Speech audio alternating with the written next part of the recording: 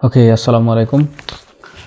Recently আমরা অনেকেই বাংলা লিখতে সমস্যা ফেস করতেছি, কারণ আমরা যখন ফটোশপ বা ইলাস্ট্রেটরে বাংলা টাইপ করতে যাই, যারা বিজয় ইউজ করেন তারা খুব ইজিলি এই জিনিসটা করতে পারেন, কিন্তু যারা অভ্রো কিবোর্ড ইউজ করতেছেন, অনেকেই অভ্রো কিবোর্ড ইউজ করেন, যারা মূলত বাংলা লিখতে গিয়ে সমস্যাটা ফেস করেন।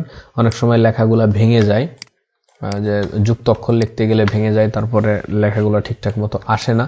এই সমস্যাটা থেকে আসলে কিভাবে আমরা মুক্তি পাইতে পারি খুব সহজে, এই যে অভ্র কিবোর্ড যেটা আছে এইটা দিয়েই এই সমস্যাটার সমাধান কিভাবে করতে পারি এই ব্যাপারটা নিয়ে একটু কথা বলবো। ওকে, সো প্রথমত আমাদের অভ্র কিবোর্ড যেটা আছে সেটা আমরা ইনস্টল করে নিব। এখান থেকে ইনস্টল করে জাস্ট এটা অটোমেটিকলি রান হবে। দেন এখানে বেসিক কিছু সেটিংস আছে, এই জিনিসগুলো আমাদেরকে একটু বুঝতে হবে। সো জেনারেল সেটিংসের মধ্যে আপনি এখানে ইন্টারফেস, তারপরে গ্লোবাল হটকি, দেন ল্যাঙ্গুয়েজ বা আদার্স যে ব্যাপারগুলো আছে, এই জিনিসগুলো আপনি চাইলে ইজিলি এখান থেকে কাস্টমাইজ করতে পারেন।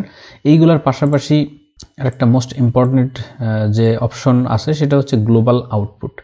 সো গ্লোবাল আউটপুটটাই মেইনলি এখানে এই সিলেকশনটা মেইনলি ডিপেন্ড করে যে আপনার এখানে টেক্সট ফটোশপ বা ইলাস্ট্রেটর বা আপনি হোয়াট এভার যে সফটওয়্যার ইউজ করেন সেখানে আসলে টেক্সটের আউটপুটটা কেমন শো করবে, এটা মেইনলি ডিপেন্ড করে এখান থেকে এই যে গ্লোবাল আউটপুটের উপরে। সো এখানে আমরা দেখতে পাচ্ছি আউটপুটের এখানে মেইনলি দুইটা অপশন আছে, একটা হচ্ছে আউটপুট অ্যাজ ইউনিকোড রিকমেন্ডেড, আর আরেকটা অপশন আছে আউটপুট অ্যাজ এনসি। সো এখানে দুইটা অপশনের কাজ কি, এই জিনিসটা যদি আমরা বুঝতে পারি তাহলে বাংলা লেখার যত ধরনের সমস্যা আছে অভ্র দিয়ে সব সমস্যার সমাধান আমাদের সহজে হয়ে যাবে। সো প্রথমত আসি আমরা এখান থেকে আউটপুট অ্যাজ ইউনিকোড যে অপশনটা আছে, এই অপশনটা রিকমেন্ডেড যেহেতু আছে, এটা আমরা এখান থেকে সিলেক্ট করে একটু এক্সপেরিমেন্ট করব, দেন আমরা পরবর্তীটাতে যাব। ওকে, সো আমাদের এখানে আছে আউটপুট অ্যাজ ইউনিকোড। এই দুইটা সম্পূর্ণ দুই জিনিস, এটা আমাদেরকে বুঝতে হবে। দুইটার ফন্টের ক্যাটাগরি, ফন্ট স্টাইল, তারপরে ফন্টের ফরম্যাট সবই কিন্তু ভিন্ন। সো আমরা যখন ইউনিকোড সিলেক্ট করে রাখছি, এখন আমাদের সিলেক্টেড আছে ইউনিকোড। এখন যদি আমরা চাই বিজয়ে ব্যবহৃত যে ফন্টগুলো রেগুলার আমরা ইউজ করি, এই ফন্টগুলো দিয়ে যদি টাইপ করতে চাই তাহলে কিন্তু বাংলা টাইপ হবে না। সাপোজ আমরা এখানে সুতানি এমজি, ওকে, এখানে আমাদের সুতানি এমজি বোল্ট যে ফন্ট আছে, ফন্ট সাইজটা একটু বড় করি। রিমেম্বার আমাদের কিবোর্ড সেটিংস সেট করা আছে আউটপুট অ্যাজ ইউনিকোড, আর আমরা এখান থেকে ফন্ট সিলেক্ট করছি বিজয়ের সুতানি এমজি রেগুলার যে ফন্ট, এই ফন্টটা। দেন আমরা এখান থেকে কিবোর্ডটা বাংলা করলাম। এবার আমি যদি লিখি,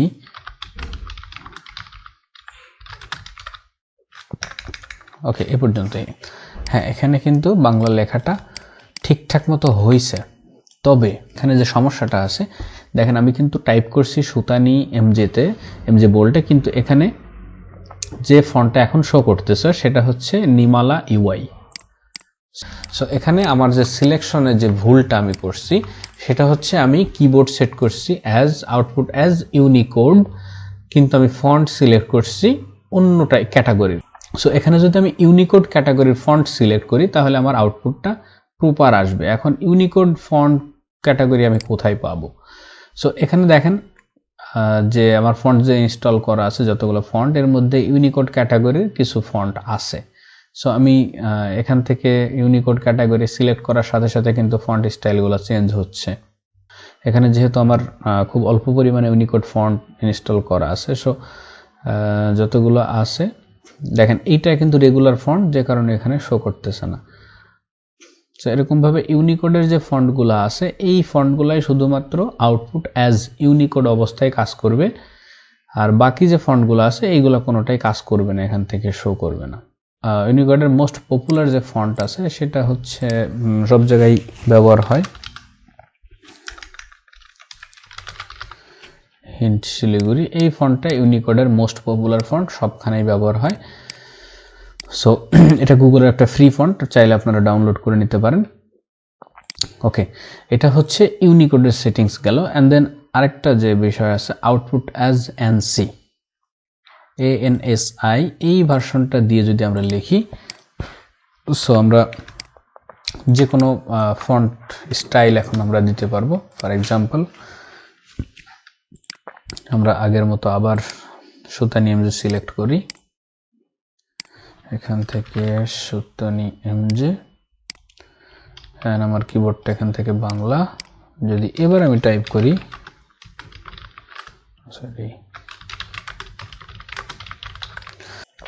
দেখেন এখন কিন্তু এটা রেগুলার ফন্ট হয়েছে, রেগুলার যে সুতানি যে ফন্টটা, এখান থেকে আমি চাইলে এর ক্যাটাগরি চেঞ্জ করতে পারবো, স্টাইল, বোল্ড, হোয়াটএভার। এন্ড এখান থেকে আমি চাইলে অন্যান্য যে এই ANSI যে ভার্সনের যে ফন্টগুলো আছে সেইগুলাকে আমি এখন ইউজ করতে পারবো। দেখেন এই আউটপুট অ্যাজ ANSI দেওয়ার পরে যদি আমি ইউনিকোডের ফন্ট একটা অ্যাপ্লাই করি, দেখেন আউটপুটটা কি আসে, পুরো চেঞ্জ হয়ে যাচ্ছে। সো এই দুই জিনিস। এখন যদি আমি হিন্ট শিলিগুড়ি ফন্ট এটাতে অ্যাপ্লাই করি,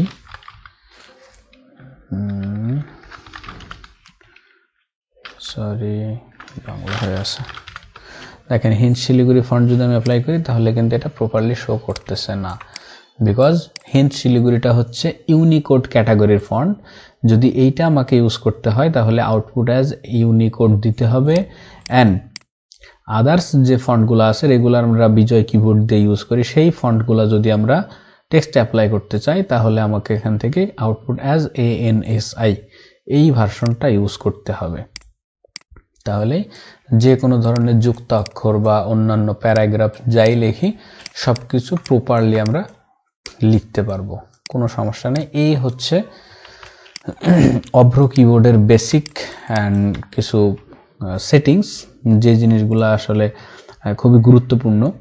আপনি বাংলা কন্টেন্ট রেডি করতে পারবেন Photoshop, Illustrator, Adobe Premiere Pro, after effect, যে কোনো জায়গাতে আপনি এই ট্রিক্সগুলো অ্যাপ্লাই করে কাজ করতে পারবেন। সো আমি মেইনলি রিকমেন্ড করব আউটপুট অ্যাজ NC ভার্সন যেটা আছে এই ভার্সনটা নিয়ে আপনারা কাজ করবেন, যাতে রেগুলার যে ফন্টগুলো থাকে সেই ফন্টগুলো অ্যাপ্লাই করতে পারবেন সকল ধরনের। ইউনিকোডের ফন্টটা অনেক সময় যুক্ত অক্ষর লিখতে বা টেক্সট এদিক ওদিক হয়ে যাইতে পারে, কিন্তু নর্মাল রেগুলার যে ফন্টগুলো আছে NC ভার্সনের এই ফন্টগুলোতে কোনো সমস্যা হয় না। বিকজ আমি লাস্ট 3 বছরের বেশি ধরে আমি অভ্র কিবোর্ডটা নিয়ে এক্সপেরিমেন্ট করতেছি এবং আলহামদুলিল্লাহ এখন পর্যন্ত খুব ভালো মতো কাজ করতেছে, কোনো সমস্যা ফেস করিনি। সো আজ এ পর্যন্তই, আল্লাহ হাফেজ।